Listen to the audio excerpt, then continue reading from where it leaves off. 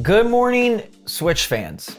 Notice I left off the main man, Mario, because it's not a good morning for him. It hasn't been a good morning for some time, and I don't know when the next good morning will be.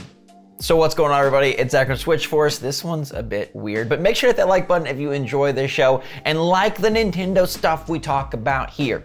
Also, let me know what you think about this situation in the comments down below, and here it is. Nintendo, please do something. Nintendo, where have you gone? Nintendo, what's happening? Because this is a very strange period of time where Nintendo is breaking their own rules, subverting their own patterns, and we have no idea. We have no idea. I want to be very clear that we have sunk so low. Nintendo's big tweet of the day is about shopping bags. It's about grocery bags, guys. Grocery bags! Now, I understand that there are ups and downs, ebbs and flows, but this one's odd. Notice, point one, there has never been an indie world later than today's date. Never. The early year indie world always takes place April 14th or earlier in North America. There's no indie world. We always know the dates of E3, and therefore we can predict exactly the date of Nintendo's Direct since they always go on the first day. There's no E3 this year. We have no clue when exactly that's going to take place. Now, while we're waiting for Nintendo to do something, it might be a good time for you to do something and boost up on your storage capacity. My friends at Lexar make the Play Card, the premier Nintendo Switch memory card that goes from 128 gigs all the way up to 1 terabyte, which is so much storage it will swallow your entire Switch. So make sure to click the link in the description down below to check them out. Every time you do so, it helps support the channel, so thank you, and your Switch will thank you too. We also don't have a May game, and you'd think by April 14th, Nintendo would alert us if there was a May game. And in a year where Nintendo has a bunch of software and many months have 2 games like April and June and so on and so forth, May being mysteriously empty is super strange. There's also no Direct on the horizon, nor distinct dates for games like Splatoon 3 that we're super excited for and that have been teased and talked about for over a year now. Furthermore, we have 2 N64 titles left, and from there, we don't know what happens. We got this expansion pack service that in some ways is expensive, in some ways is cheap, and we know we got Kirby, and we got Pokemon Snap, and then what? Nintendo has left us completely in a lurch, and there's no sign of what's next. I find this to be odd as someone that has obsessively covered Nintendo and the Switch since before the system came out, and honestly back since I was 4 years old and my uncle first gifted me his original Nintendo Entertainment System. This is a very strange period of silence, and they haven't even had a big Twitter spiel as of late. Compounding matters, 2 very substantial indie games that could have made an indie world pop, Nobody Saves the World and Bugsnax and the DLC are all releasing in the next 2 weeks, and Nintendo didn't really talk about them. Look, I'm not a complainer, and I always like to be glass half full. I always like to think the mug is filled up with delicious tea and we're right around the corner from a big reveal. But this one is just odd. Now, in no way am I saying Nintendo's just done for the year or something crazy's happened behind the scenes, but it's really strange. And you could say, well, Advance Wars 1+2 Reboot Camp was supposed to come out on the 8th, and they probably had marketing dollars and time allotted and slotted, so maybe that's the reason for this silence. But that doesn't cover up all the other things I mentioned.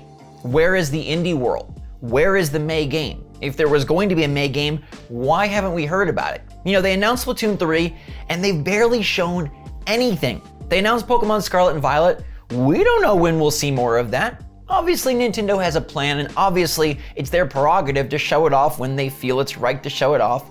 But did something weird happen behind the scenes? Did someone accidentally press delete on the Indie World presentation that was already done and they don't have a backup? Did somebody swallow the flash drive with the Splatoon 3 dedicated Direct and they don't even have the gameplay anymore?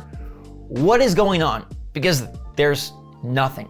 And I feel like this is kind of spreading across the entire industry right now after a really fertile Q1. Everybody and their brother, their sister, and their pet pup put out a game in Q1.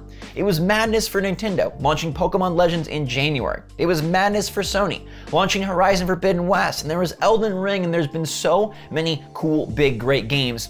But Q2 is just a dead zone.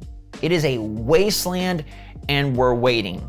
I feel like Nintendo is kind of the biggest culprit right now because we don't even have dates for some of their games like Splatoon 3. At least we know Starfield is coming out in November, and we know Sony just unveiled a big new PlayStation Plus program. We've seen God of War gameplay, at least in some substantial capacity, and we think there's even more to come. They did have a recent state of play, although I'd argue it was quite disappointing.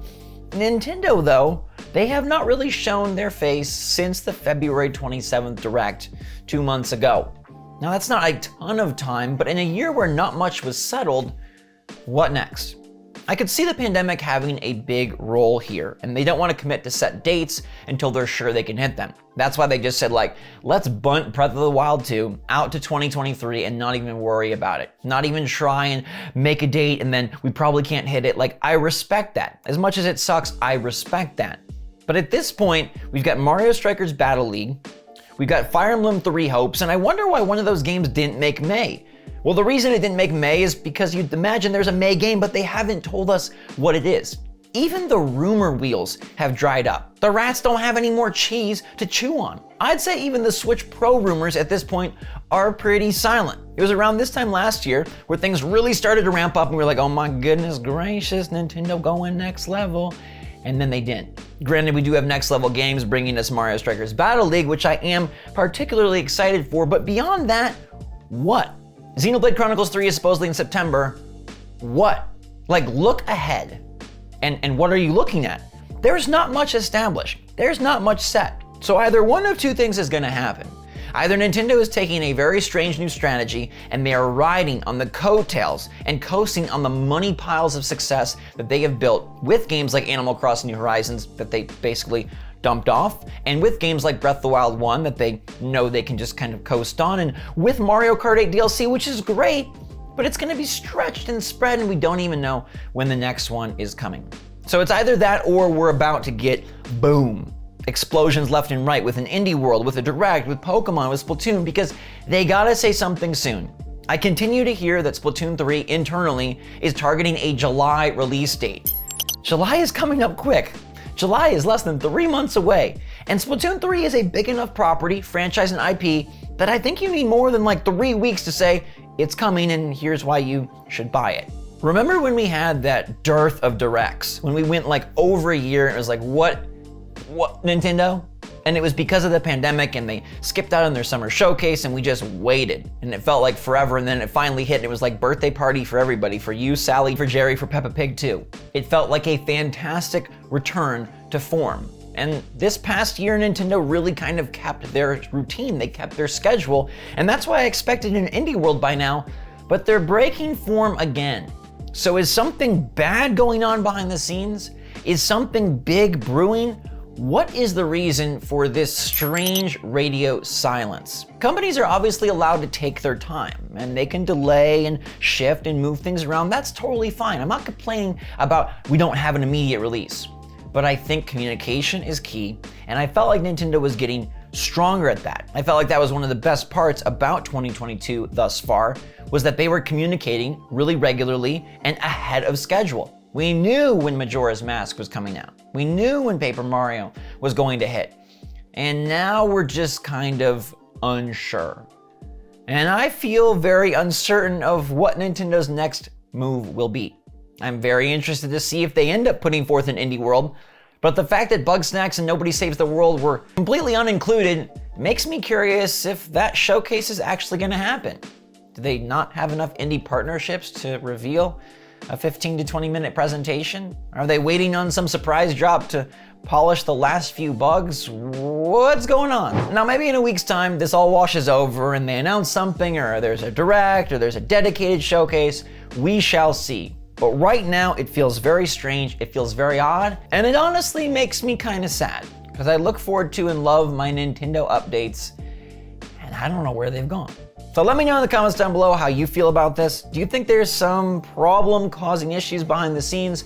Or do you think it's just a planned gap and we're just waiting for a bunch of big things to hit sequentially one after the other? Please let me know your take in the comments down below. And now let's go to the poll where you let me know a very interesting take about pop. I have always called carbonated drinks pop my whole life. I thought most of the country referred to it as pop. I thought most people referred to it as pop, but apparently I am totally wrong because 67% of you call it soda, 16% call it something else, and that equates for a whopping 83% do not call it pop. I've always called it pop. And while I really don't drink pop anymore, it's still pop to me. But it's not pop to most of you, and that is interesting to know. The more you know. So it's a very strange day here in Nintendo land and SwitchForce land and apparently Soda land, but I hope you're all doing well. We will be back tomorrow with, hopefully Nintendo does something. It's Freaky Friday. Get a little wild, Nintendo. Do a dance, pull out a tweet. I don't know, hit the wrong button, launch something early. Give it to us so that we can find out what your plans are. But hopefully you all have fun plans for the rest of the day, or at least relaxing plans. Make sure to stay safe, stay healthy, stay happy, stay positive out there. I love you a lot. I appreciate you a ton. And until next time, my wonderful people, SwitchForce out.